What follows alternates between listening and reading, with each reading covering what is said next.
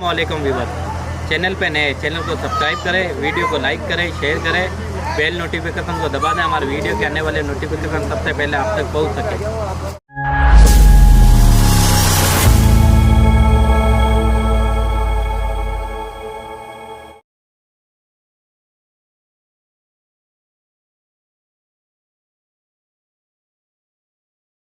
हमारे दरमियान घुमाता है, ये लौट कर वापस कतई नहीं आएंगे। असल हकीकी तौर पर अगर हम देखें, हमने इस जिंदगी को एक खास और मुख्तस मान लिया है, जबकि असल बात मानी जाए तो सही में जब हमारी आंख बंद होगी तब हमारी असल जिंदगी शुरू होगी। हमारी असल जिंदगी का पड़ाव जब हमारी आंख बंद होगी तब हमारी असल जिंदगी शुरू होगी। वो जिंदगी वो है जिसके बारे में अल्लाह रब्बुल आलमीन कहता है खालिदीन फिहा, वो हमेशा हमेशा उस पे रहेंगे। हमेशा की यहाँ नहीं है, ये आर्जी जिंदगी है। जिस तरीके से हमारे बाप दादा इस जिंदगी इस दुनियारुल फानी से बना होकर निकले, कल हमें भी यहाँ से निकल कर जाना है। किसी को कोई पता नहीं कि कल सुबह का सूरज छोड़ो घर पहुंच पाएगा या नहीं पहुंच पाएगा। कोई कह सकता है कि मैं घर पहुंच पाऊंगा, कोई कह सकता है कि मैं खड़ा हो जाऊंगा, या एक सांस में अंदर ली है इस सांस को बाहर निकाल पाऊंगा। उस अल्लाह के इनामात गिनने चाहे, उसके अल्लाह की नेमतें गिननी चाहे तो हम देखेंगे कि उस अल्लाह की कितनी इनामात है। आज जिस तरीके से रेस्पिरेटरी सिस्टम साइंस बताता है, अल्लाह रब्बुल आलमीन ने हमारे अंदर क्या निजाम सेट किया है, किस तरीके से सारी गैसेज हमारे अंदर जाती है। जो जरूरत की गैस है ऑक्सीजन या जो भी जरूरत की गैस वो अंदर रह जाती है, बाकी सारी गैसेज बाहर आ जाती है। खाना हम खाते हैं उसमें हर चीज है, कैल्शियम है, पोटेशियम है, विटामिन है, फला फला हर चीज है, मुख्तलिफ हर चीज मौजूद है। लेकिन उस अल्लाह ने ऐसी चक्की फिट कर रखी है, ऐसा निजाम फिट कर रखा है, जो चीज जहाँ जरूरत है वो चीज वहाँ लग जाएगी। दर्द तुम्हारा दिमाग में, गोली तुमने पेट में ली और तुम्हारे दिमाग का दर्द थी, तुम्हारा दर्द कहीं भी तुमने जांच जिस तरीके से उसने एक चक्की का सिस्टम फिट किया। तुम अल्लाह की कौन सी नेमतों को झुठलाओगे। उस अल्लाह ने हम पर ढेरों इनामात किए। ये जो हम खाना खाते हैं, ये जो हम पानी पीते हैं, ये जो हम मशरूब जो अलग अलग मुख्तलिफ किस्म के मशरूब पीते हैं, इन सब के अंदर नेमतें किसने डाली। एक फल को हम देखते हैं, इस फल को नेमत और इसको जायकेदार किसने किया। एक खाने को हम बनाते हैं, वही जायका उसी का मुख्तलिफ करने के किसने दी, इसके अंदर नेमत उस अल्लाह रब्बुल आलमीन ने दी। ये जिंदगी जो हम जी रहे हैं, ये आर्जी जिंदगी जो वक्ती तौर की एक छोटे से लंबे टाइम की जो जिंदगी है, 50, 60, 100, 70 जो भी जिंदगी हमारी है, जितने दिन हम गुजार चुके वो तो खत्म हो गए। अब आगे जो जिंदगी गुजारनी है, अगर हम नहीं हमने समझा और नहीं हमने अपने आप को इबरत पकड़ी, तो फिर एक जानवर की भी मौत आएगी, वो भी इस दुनिया से जाएगा और हम भी इस दुनिया से मुंतकिल होकर इंतकाल होकर दारुल फानी इस बना होने वाली जिंदगी को छोड़कर जाएंगे। तो फिर हम में और उसमें कोई फर्क नहीं। वो भी सुबह उठता है, खाना खाता है, फिर वापस आके सुबह उठते हैं, कमाने गए, वापस आए और सो गए।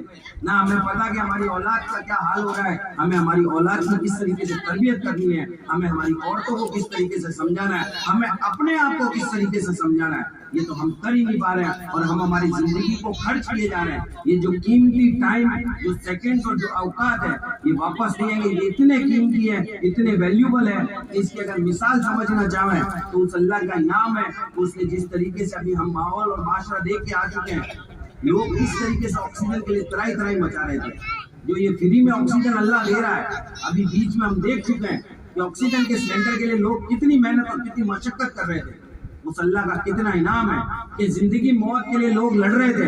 बाप बेटे को हाथ लगाने को तैयार नहीं, बेटा बाप को हाथ लगाने को तैयार नहीं, मियाँ बीवी एक दूसरे को हाथ लगाने को तैयार नहीं। क्या हाल और क्या माहौल था। अल्लाह का करम है कि अल्लाह ने अगर हमें महफूज रखा, उसने हमारी जिंदगी बख्शी, हमें अगर मौका और मोहलत दी है, हम उनको मोहलत देते हैं। बेशक हमारी पकड़ बहुत सख्त है, उस अल्लाह की पकड़ से कोई नहीं छूट सकता, चाहे हम इस दुनिया के किसी भी कोने में चले जाए। तुम 4 किले में चले जाओ, तुम्हें वहां भी मौत आके रहेगी। तुम कितनी भी सब चीज लगा दो।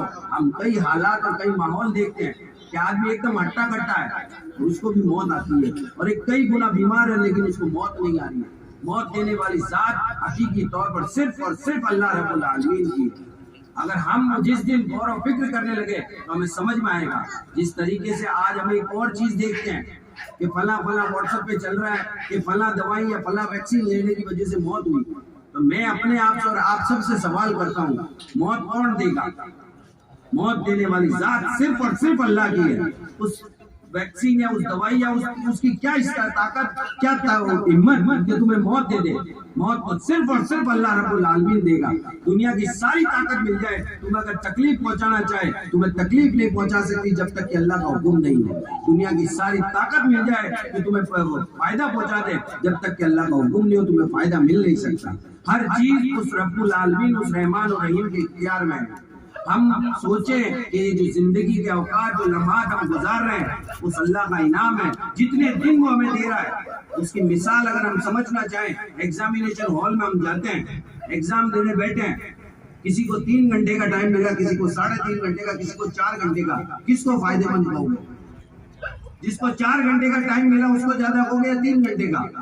उसको 4 घंटे का भी टाइम मिला लेकिन वो भी फिर भी जवाब नहीं दे पाया, तो उससे ज्यादा गुनहगार कौन?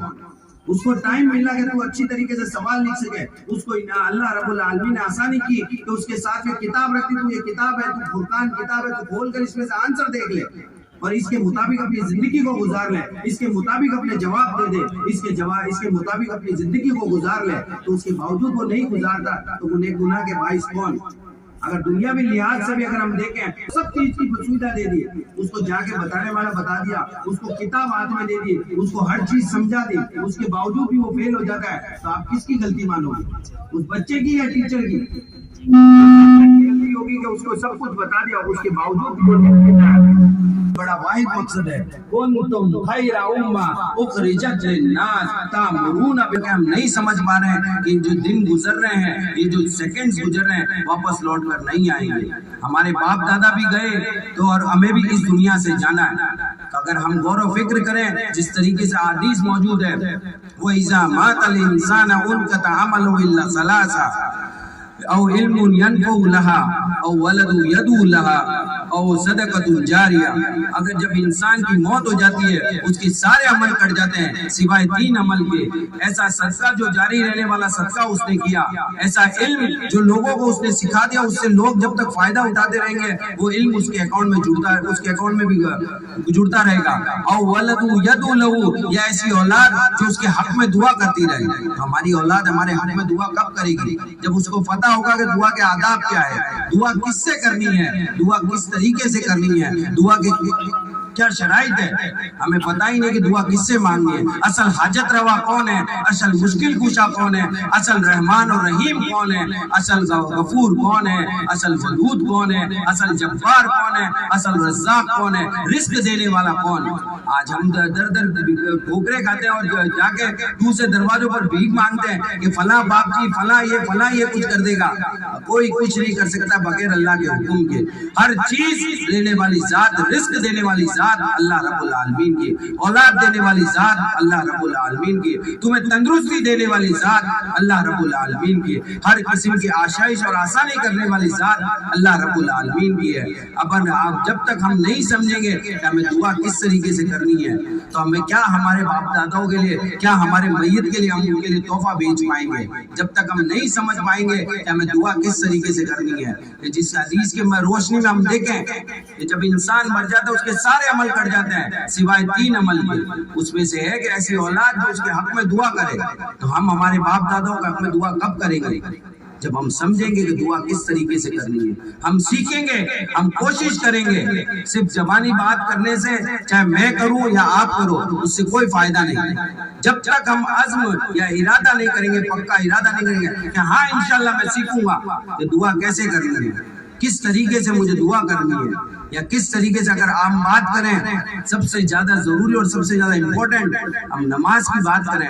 हम हमारी जमातों में, हमारी मसाजिद में देखते हैं कि बहुत सी बार जब इमाम साहब नहीं होते हैं तो नमाज पढ़ाने के लिए हमें पीछे से मुक्तदी नहीं मिलते कि हमें नमाज पढ़ाने वाला कोई मिल जाए। ये हालात हमारे हैं। हमारी मस्जिदों में 100, 150, 200 आदमी है, लेकिन नमाज पढ़ाने के लिए एक आदमी आगे नहीं मिलेगा, असर जोर के लिए नहीं मिलता है। क्या रीजन है?